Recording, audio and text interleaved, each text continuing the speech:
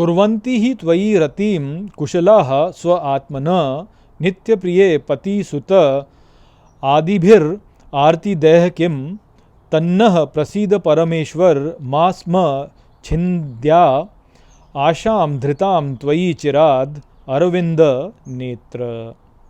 नमस्कार मित्रों, ये जो श्लोक है ये रास पंचाध्यायी के पहले अध्याय का 33वां श्लोक है, जिसे हम आज गहराई से समझेंगे। तो आइए सबसे पहले इसके अर्थ को समझते हैं। तो जो श्लोक है वह कहता है, कुर्वन्ति ही त्वयि रतिम कुशलाः स्व आत्मन, अर्थात करते हैं केवल तुम्हारे द्वारा रति से कुशल जन स्वयं आत्मा की नित्य प्रिय पति सुत आविभिर आरती वै किम, आरतीदहि किम, अर्थात नित्य प्रियता में पति पुत्र आदि दुख देने वाले से उन्हें क्या, तन्न प्रसीद परमेश्वर माँ स्म छिन्द्या, अर्थात तो हम पर आप दया करें हे परमेश्वर, उसे न काटे जो आशाम धृताम त्वयि चिराद अरविंद नेत्र, अर्थात आशा धारण की है आपके द्वारा अनंत काल के लिए ही कमल नयन। तो क्षमा कीजिए, थोड़ा सा बहुत ही इसमें मिक्स्ड सी है, इसलिए मुझे लगता नहीं कि आपकी बात समझ में आएगी यहाँ पे जो मैंने बोला। तो मैं इसका सार ही देता हूँ। तो यहाँ पे वास्तव में जो है ये गोपीजन कहते हैं कि कर्ण जो कुशल जन होते हैं वह स्वयं आत्मा की नित्य प्रियता में ही जो है वह कार्य करते हैं। उनको पति पुत्र आदि या दुख देने वालों से उन्हें कुछ लेना देना नहीं होता। तो इसलिए आप दया करें हे परमेश्वर, और जो ये हमारी रति है उसको काटे नहीं, क्योंकि आशा धारण की है आपके द्वारा, और जो अनंत काल के लिए जो है ये आशा धारण की है हमने कि जो हम आपसे पाना चाहती हैं वो अनंत काल के लिए प्राप्त कर लेंगी हम, इस प्रकार से वो कहती हैं। अर्थात वो ये कह रही हैं कि जो कुशल जन होते हैं, जो भगवान के भक्त होते हैं, वह जो भी कुछ करते हैं वह भगवान की प्रियता के लिए करते हैं। उनको पति पुत्र आदि इन सब से लेना देना नहीं होता। वह यही सोच के करते हैं कि भगवान की हम सेवा कर रहे हैं। तो इसलिए जब भगवान ने बुलाया है उनको, तो भगवान को ही हम महत्व देंगे ना। तो इसलिए जो हमने आपसे आशा की, आपसे जो रति की हुई है, जो भगवान से हमने रति की हुई है, उसको काटिए मत, वो कह रही हैं वो। तो देखिए, गोपियों का जो स्वरूप है वह रति स्वरूप है। और रति जो है, रति क्या है वास्तव में? तो देखिए, जैसे कामदेव की पत्नी है रति, और कामदेव जो है वह कामना के हिसाब से बोलते हैं ना, उनको कामना के अनुसार बोलते हैं कि भाई कामदेव में वास्तव में क्या होता है। कामदेव जो है वह जो यौन क्रिया है उसको लेकर के मानते हैं। तो रति जो है वह उसी से संबंध करती हैं। तो जैसे हम जब किसी पुरुष का किसी स्त्री के प्रति कोई आकर्षण होता है, या किसी स्त्री का किसी पुरुष के प्रति जो आकर्षण होता है, तो वो जो आकर्षण है उसको ही रति कहते हैं वास्तव में। और वैसे देखा जाए तो रति जो है वह कामना से ही बोला जाता है। जैसे कहते हैं ना कि आप किस कार्य में रत हैं, तो अर्थात आपकी प्रियता किस में, आप क्या कर रहे हैं। तो वो जो है वो नीचे वाला है। जो ऊंचा जो अर्थ होता है वो वही होता है वास्तव में, कि जैसे कहते हैं ना कि मेरा इस पर क्रश आया हुआ है।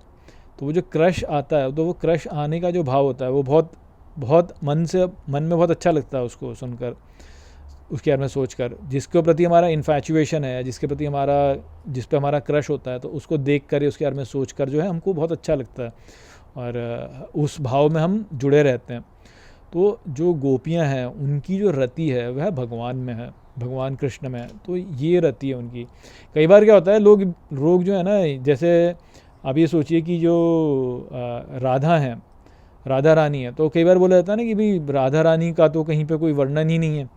भगवत पुराण में तो राधा रानी का कहीं कोई वर्णन ही नहीं है, या वेदों में राधा रानी का, यानी राधा शब्द का उपयोग है वेदों में। यदि आप देखेंगे तो राधा शब्द का उपयोग है वेदों में, परंतु राधा जो है उनका उपयोग ऐसे कोई पर्सन के रूप में नहीं है। राधा का वहाँ पे जो अर्थ है वहाँ पे वेदों में जो वो है कि दिव्य संपत्ति के रूप में है।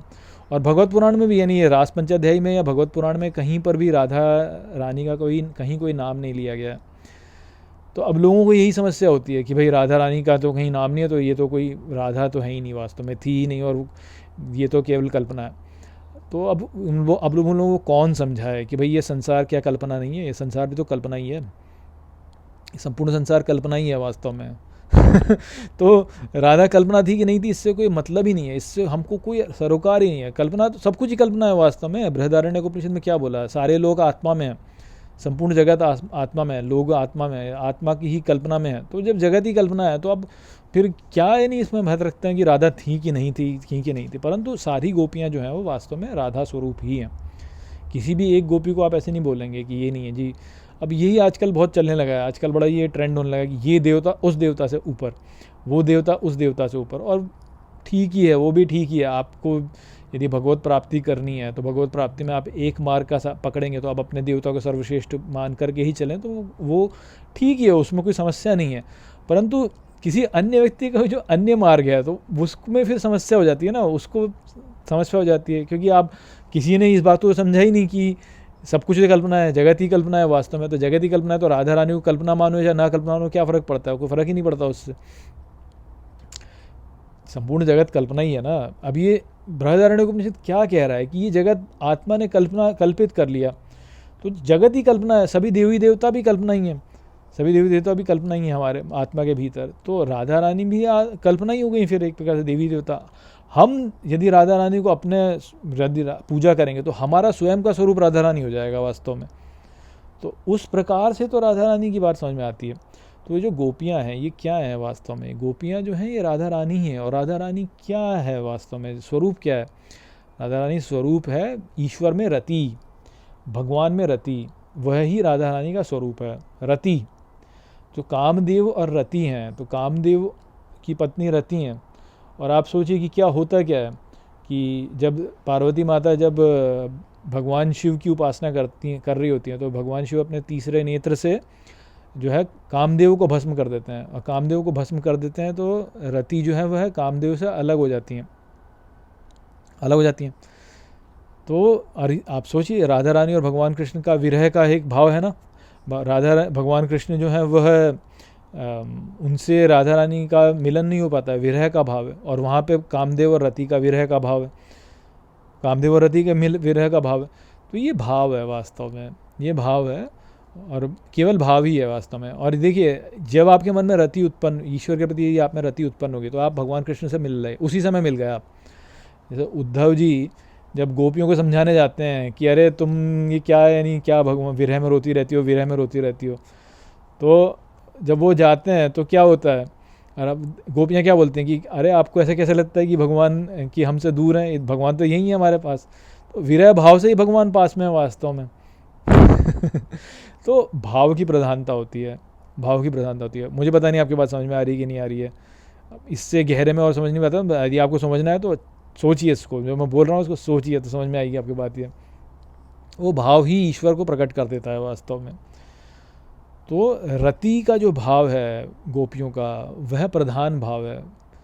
सेक्सुअल अट्रैक्शन, इन्फैचुएशन, क्रश, गोपियों का जो क्रश है वो भगवान के ऊपर है। गोपियों में जो सेक्सुअल अट्रैक्शन है वो भगवान कृष्ण की तरफ है। गोपियों में जो इन्फैचुएशन है वह भगवान कृष्ण की तरफ है। अब ये शब्द जो है ये सुनने में बड़े ही बुरे लगते हैं, सुनने में बड़े ही बुरे लगते हैं। सेक्सुअल अट्रैक्शन, या जैसे कहते हैं ना नैन मटक्का लगे हुए हैं, तो सुनने में बड़े बुरे लगते हैं। परंतु क्योंकि ये भगवान की ओर लगाए जा रहे हैं इसलिए शुद्ध हो जाते हैं। भगवान की ओर जब इसको लगाया जाता है तो शुद्ध हो जाता है वो। तो गोपियों का वो ही भाव है उनके प्रति। तो वो भाव तो ठीक है ना। अब वो बोलती हैं कि भाई पति पुत्र और बाकी जनों से हमें क्या जो हमको दुख देते हैं, उन्होंने ये बोला यहाँ पे। तो अब सुनने में तो बहुत बुरा लगता है ना कि आप वो सोचिए कि कोई ये बोले कि भाई कोई माँ ये बोले अपने पुत्र के लिए कि मेरे को ये पुत्र जो है बहुत दुख देता है, मेरे को इससे क्या लेना देना। पर आप जीवन में देखिए कितनी सारी माताएं जो कि अपने पुत्रों से दुखी होती हैं, और दुखी तो होंगी ही ना, भले ही पुत्र अच्छा हो चाहे बुरा हो। सोचिए, मान लीजिए कि आप माता और पुत्र के बीच के संबंध को ही समझ लीजिए आप, कि माता जो है उसकी पुत्र में आसक्ति है, तो पुत्र को जरा सा भी कष्ट होगा तो माँ को कष्ट होगा ना। या पुत्र मान लीजिए कि नहीं दिख नहीं रहा है माँ को, तो माँ को चिंता होगी ना। अब कितना कष्ट माँ झेलती है पुत्र से को लेकर के। सोचिए आप कि इसको क्या हो जाएगा, इसको ये तो नहीं हो जाएगा, उसको वो तो नहीं हो जाएगा, ये तो नहीं होगा, वो नहीं होगा, कोई बीमार पड़ जाए तो दुख, इसकी क्या, इसको नौकरी लगेगी कि नहीं लगेगी, कॉलेज में एडमिशन मिलेगा कि नहीं मिलेगा, क्लास में कितने नंबर लेकर के आएगा, किस लड़की के साथ में जा रहा है। ब्याह होने के पश्चात जो है लड़के का ब्याह हो जाता है तो फिर जो है अरे इसकी पत्नी इसको ढंग से इस पर ध्यान देती है कि नहीं देती है, मेरा पुत्र ये तो नहीं हो रहा होगा, कुछ ये तो नहीं हो रहा होगा। कितना दुख झेलती है माँ, दुख है कि नहीं है। ठीक इसी प्रकार से पत्नी पति के लिए या पति पत्नी के लिए कितना दुख झेलता है। और दुख झेलने में कोई समस्या नहीं है, ऐसा देखा जाए तो दुख झेलने में समस्या नहीं, कि दुख तो शुद्ध करने वाला ही होता है। परंतु जब वो पति को पति समझती है, पत्नी जो है अपने पति को पति समझती है, पुत्र को पुत्र समझती है, और उसमें ईश्वर नहीं देखती है, उस व्यक्ति को देखती है, तो दुख झेलती है। परंतु यदि वो उसी में ईश्वर को देखे तो फिर सारी समस्या समाप्त हो जाती है वास्तव में। भाई पति की सेवा क्यों कर रही है, पत्नी पति की सेवा क्यों कर रही है, ईश्वर के लिए, क्योंकि ईश्वर में वो पति में ईश्वर स्वरूप देख रही है। माँ जो है अपने पुत्र की सेवा क्यों कर रही है, पुत्र के लिए नहीं कर रही है, पुत्र में ईश्वर स्वरूप देख करके उसकी सेवा कर रही है। तो जब इस प्रकार से करेगी तो पुत्र को कोई दुख हो तो भी उस अनासक्त होकर जब माँ समझती है तो फिर दुख नहीं होगा उतना, फिर समझ जाएगी बात को। सोचिए ना, देखिए जैसे पुत्र का क्या होना है, माँ और पुत्र के बीच का संबंध आप देखिए, पुत्र का होना क्या है अंततः, पुत्र का विवाह हो जाएगा, पुत्र का विवाह हो जाएगा, उसकी पत्नी आ जाएगी, उसकी पत्नी उसके जीवन में अधिक महत्वपूर्ण हो जाएगी माँ की तुलना में। तो जो अनासक्त रहेगी माँ, तो वो जो है अपने पुत्र को जाने देगी और बोलेगी ठीक है अब ये तेरी है और अब ये तेरी है, और मैं तो अब तेरी नहीं हूँ, यानी मैं हूँ माँ हूँ पर अब ये तेरी अधिक महत्वपूर्ण है, ऐसा हो पाएगा। जबकि जो माँ ऐसा नहीं कर पाएगी, जो अपने पुत्र में आसक्त रहेगी, वो क्या बोलेगी कि नहीं तू मेरा है और मैं अधिक महत्वपूर्ण हूँ तेरे लिए, तेरी पत्नी से, तो अपनी पत्नी को महत्व मत दे, मुझे महत्व दे। तो आप सोचिए जीवन में कितने लोगों ने दुख झेला है इस प्रकार, कितना कष्ट उत्पन्न हुआ ऐसे, पुत्र भी परेशान, माँ भी परेशान और बहू भी परेशान, तीनों परेशान। तो पर दुखी उत्पन्न हो रहा है ना। तो यदि माँ अपने पुत्र में जो है ईश्वर दृष्टि से उसकी सेवा कर दे, और जब वो बड़ा हो जाए तो उसको जाने दे, बोले तुम जा, अब तेरा ब्याह तेरी बहू से हो गया है, तू जाने और तेरी बहू जाने, मुझे मतलब नहीं अब। ठीक इसी प्रकार से अपने पति के साथ में भी ऐसे ही भाव रखे कि हाँ भाई ठीक है, मैं ईश्वर की सेवा कर रही हूँ, मैं यहाँ पे पति की सेवा से अधिक ये है कि मैं पति में ईश्वर भाव रख लें।